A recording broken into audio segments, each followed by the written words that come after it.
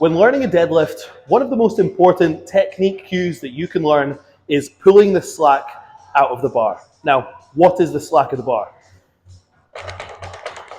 It's that amount of give that the bar has while it's still rested on the floor. Now, the good thing about this is you can actually use this as a cue to make sure that you've gotten into a tight position and you've engaged all of the muscles that are about to be used in order to execute a really efficient and safe deadlift. So, taking the slack out of the bar would feel like this. When I'm in position, I drop my hips. I first think about pressing gently into the ground to build tension in my quads and my hips, but then also simultaneously I'm pulling on the bar too. Now the bar hasn't actually left the floor, but since I'm gently pressing into the ground, building tension in my lower body, because your lower body is what produces the power in a deadlift, your back also sustains the lift. So we need to make sure your back is engaged and tight. So I build tension in my lower. I'm also pulling on the bar where I'm thinking about engaging my lats, engaging my upper back, and then you should feel like an elastic band that is ready to snap.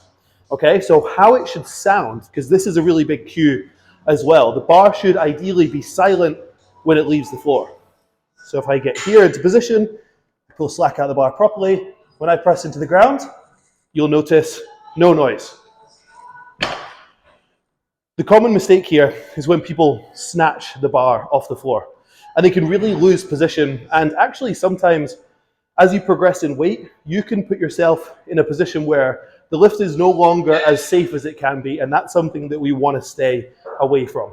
Not to mention that you'll never be able to lift as heavy as you start challenging yourself more and more towards your maximum capabilities. So snatching the bar off the floor, or what we don't want to see, is this.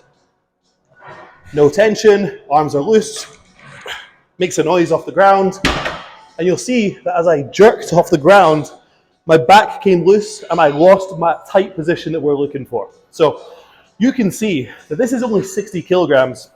You can imagine if I had 180, 200, 220 kilograms on the bar. Obviously these are big numbers, but I'm just exaggerating my point. You can see that that minor deviation of back position could result in some serious technique changes that wouldn't be good news for somebody lifting that heavy if they don't want to expose themselves to a higher risk of injury or just an inefficient lift. So taking the slack out of the bar is really important for you to learn when you're learning a deadlift. Hope these tips helped. If you need an expansion on anything that I've explained, then don't hesitate to get in touch with myself, or if you're coached by Natalia, then simply just shoot her a message as well.